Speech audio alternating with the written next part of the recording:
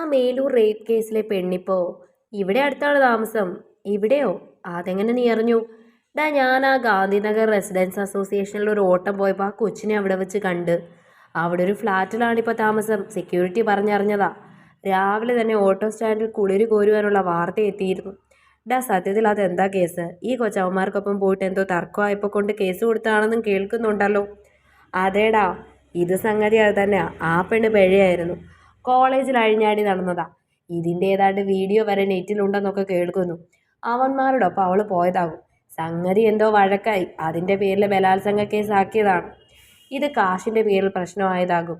ആ കോളേജിലെ പെൺപിള്ളേരിപ്പോൾ കാശുണ്ടാക്കാനായി ഇതുപോലത്തെ പല പരിപാടിക്കും ഇറങ്ങിയിട്ടുണ്ടെന്ന് കേൾക്കുന്നു. ഇതിപ്പോൾ നോക്കിക്കോ, പ്രതികളായി ഉള്ളവർ വമ്പൻ ടീംസ് അല്ലേ. അവർ കാശ് കൊടുത്ത് ഇവളെ ഒതുക്കും. അവളുടെ ആവശ്യവും അതൊക്കെ തന്നെയാകും. ഇച്ചിരി നാറിയാൽ എന്താ, ജീവിതകാലം മുഴുവൻ അടിച്ചു പൊളിക്കാനുള്ള കാശ് അവൾ ഉണ്ടാക്കും. അഭിപ്രായങ്ങൾ പലതായി. ചർച്ച കൊടുത്തു. ഈ ചർച്ചയ്ക്ക് ആസ്പദമായ സംഭവങ്ങൾ നടന്നിട്ട് ഏകദേശം 1 മാസത്തോളമാകുന്നു. മേലൂർ CMSS കോളേജ് 1ാം വർഷ വിദ്യാർത്ഥിനിയായ വർഷയെ സീനിയേഴ്സ് റാഗിംഗ് എന്ന പേരിൽ ഡ്രഗ്സ് കൊടുത്തു മയക്കി ആളൊഴിഞ്ഞ ക്ലാസ് മുറിയിൽ കൊണ്ടുപോയി തുടരെ റേപ്പ് ചെയ്തെന്നതാണ് കേസ്. പ്രതികളായവർ വമ്പൻ സ്രാവുകളായതിനാൽ പോലീസ് ആദ്യം ഈ കേസ് റിപ്പോർട്ട് ചെയ്യാൻ ഭയന്നു. എന്നാൽ പെൺകുട്ടി മീഡിയാസിന് മുന്നിൽ എത്തിയതോടെ വേറെ ഗതിയില്ലാതെ പോലീസ് പ്രതികളെ അറസ്റ്റ് ചെയ്യുകയായിരുന്നു. മൊത്തം 3 പ്രതികൾ, 3ഉം സമൂഹത്തിലെ കൊമ്പന്മാരുടെ മക്കൾ. അതുകൊണ്ട് തന്നെ അവർക്കായി പ്രമുഖ വക്കീലും രംഗത്തെത്തി. കേസ് കോടതിയിലെത്തിയപ്പോൾ ആകെ മൊത്തത്തിൽ മാറി മറിയുകയായിരുന്നു. പ്രഗത്ഭനായ പ്രതിഭാഗം വക്കീൽ ഇതൊരു റേപ്പ് അല്ലായിരുന്നുവെങ്കിൽ പരസ്പര സമ്മതത്തോടെ തന്നെ നടന്നതാണെന്നും കോടതിയിൽ വാദിച്ചു. പെൺകുട്ടി അത്തരത്തിൽ സ്വഭാവദൂഷ്യമുള്ള വ്യക്തിയാണെന്ന് സമർത്ഥിക്കാൻ അയാൾ കാശെറിഞ്ഞു. പല സാക്ഷികളെയും നിരത്തി. അതിലൊരാൾ കോളേജ് പ്രിൻസിപ്പളുമായിരുന്നു. അതോടെ കേസ് മൊത്തത്തിൽ തിരിഞ്ഞു. വർഷ സമൂഹത്തിന് മുൻപിൽ തെറ്റുകാരിയായി മാറി. കേസിന്റെ അവസാന വിധി നാളെ പറയാനിരിക്കെ അതെന്താകുമെന്നായിരുന്നു എല്ലാവർക്കും അറിയാവുന്നതാണ്. പരസ്പര സമ്മതത്തോടെയുള്ള ലൈംഗിക ബന്ധം പിന്നീട് പ്രശ്നങ്ങൾ ഉണ്ടായതിന്റെ പേരിൽ ബലാത്സംഗമായി കാണുവാൻ കഴിയില്ലെന്ന് തന്നെ കോടതി വിധിക്കും. കാരണം അതിനായുള്ള എല്ലാ തെളിവുകളും വക്കീൽ ഇതിനോടകം നിരത്തി കഴിഞ്ഞു. അന്നത്തെ രാത്രി വർഷയുടെ ഉള്ളം നീറിപ്പുകയുകയായിരുന്നു. മോൾക്ക് നാളെ വർഷയുടെ ഉള്ളം അന്നത്തെ രാത്രി മോൾക്ക് നാളത്തെ വിധി എന്താകുമെന്ന് ഓർത്തു ഭയമുണ്ടോ? അമ്മയുടെ ആ ചോദ്യത്തിന് മുന്നിൽ അവൾക്ക് മറുപടിയില്ലായിരുന്നു. നമ്മൾ തോൽക്കും മോളെ. ഇതിനോടകം തന്നെ അവർ ഒരു വേശ്യ എന്നോണം മുദ്ര കുത്തിക്കഴിഞ്ഞു. ഈ നാട്ടിൽ കാശിന് തന്നെയാണ് വില. കാശെറിഞ്ഞാൽ എന്തും നടക്കും. നമുക്ക് കാശില്ല. അതുകൊണ്ട് തന്നെ ഈ കപട സമൂഹത്തിൽ നമ്മൾ തോറ്റുപോകും. നിറകണ്ണുകളോടെ അമ്മ പറഞ്ഞു. നിർത്തുമ്പോൾ പൊട്ടിക്കരഞ്ഞു പോയി വർഷ. അമ്മേ, എന്നോട് ഇത്രയൊക്കെ ക്രൂരതകൾ ചെയ്തിട്ടും ദൈവങ്ങൾ പോലും അവർക്കൊപ്പമാണല്ലോ. എനിക്കിനി പുറത്തിറങ്ങി നടക്കാൻ പോലും കഴിയാതെയായില്ലേ. ജീവിച്ചിരുന്നിട്ട് ഇനി എന്തിനാ? മടുത്തു എനിക്ക്. തളർച്ചയിൽ തൻ്റെ മാറിലേക്ക് ചാഞ്ഞ മകളെ ചേർത്തു പിടിച്ചു ആ അമ്മ. മോളെ, നിന്റെ അച്ഛൻ മരിച്ചതിന് ശേഷം ഒറ്റയ്ക്കുള്ള ജീവിതം തിരഞ്ഞെടുത്തപ്പോൾ ഞാനും കേട്ടു ഇതുപോലെ കുറേ പരിഹാസങ്ങളും കഥകളും.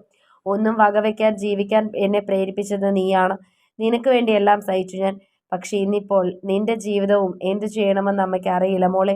നിസ്സഹായരായ അവരുടെ വേദന കാണുവാൻ ആരും ഉണ്ടായിരുന്നില്ല. സമയം പിന്നെയും നീങ്ങി. അതിനോടകം തന്നെ ആ അമ്മ മനസ്സിൽ ഉറച്ചൊരു തീരുമാനമെടുത്തു. മോളെ, നമുക്കെല്ലാം അവസാനിപ്പിച്ചാലോ? പെട്ടെന്നുള്ള ചോദ്യം കേട്ട അമ്മയുടെ മുഖത്തേക്ക് തുറച്ചു നോക്കി വർഷ. അമ്മേ, എന്താ പറഞ്ഞേ? അതെ മോളെ, നാളെ വിധി വന്നു കഴിഞ്ഞാൽ പിന്നെ എൻ്റെ മോൾക്ക് ഈ സമൂഹത്തിൽ തല ഉയർത്തിപ്പിടിച്ച് നടക്കുവാൻ കഴിയില്ല. ഇപ്പോൾ പോലും കുത്തുവാക്കുകളും കഴുകൻ നോട്ടങ്ങളും ഭയന്ന് നീ പുറത്തിറങ്ങുന്നില്ലല്ലോ.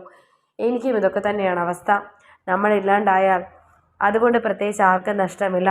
ഈ തീരുമാനത്തിലൂടെ സമൂഹത്തിനായി പ്രത്യേകം ഒരു സന്ദേശം കൊടുക്കുവാനില്ല. പക്ഷെ നമ്മുടെ മരണം നാളെ ഒരു വലിയ വാർത്തയായേക്കും. അതിലൂടെയെങ്കിലും ആരെങ്കിലും നടന്നതിൻ്റെയൊക്കെ സത്യാവസ്ഥ അറിയുവാൻ ശ്രമിച്ചാലോ?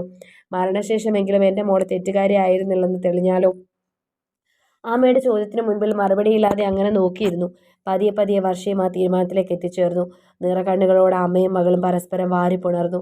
ആ അമ്മയുടെ വാക്കുകൾ സത്യമായി. അവരുടെ ആത്മഹത്യ പിറ്റേന്ന് വലിയൊരു വാർത്തയായിരുന്നു. പ്രതിപക്ഷ സംഘടനകൾ അതൊരായുധമാക്കി. സർക്കാരിന് നേരെ ആഞ്ഞടിച്ചു. മീഡിയാസ് വീണ്ടും നടന്ന സംഭവങ്ങൾ ചികഞ്ഞു. തെളിവുകളുടെ അഭാവത്തിൽ പ്രതികളെ കോടതി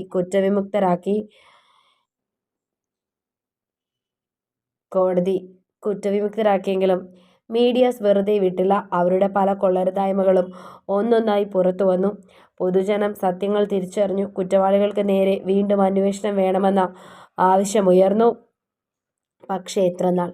ഇതിനേക്കാൾ വലിയൊരു മറ്റൊരു വാർത്ത എത്തി. ഇതോടെ എല്ലാം കെട്ടടങ്ങി. മീഡിയാസ് അതിന് പിന്നാലെയായി. സമരങ്ങളായി, ബഹളങ്ങളായി. വർഷയെയും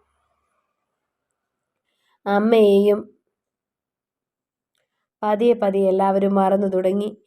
ഇന്നത്തെ കാലത്ത് ഇത്രയൊക്കെ ഉള്ളൂ. നമ്മുടെ ജീവിതം മറ്റു പലർക്കും സോഷ്യൽ മീഡിയയിലെ ഒരു ലിങ്കിനുള്ളിൽ ഒതുങ്ങുന്ന ചെറിയ വാർത്ത മാത്രമാണ്.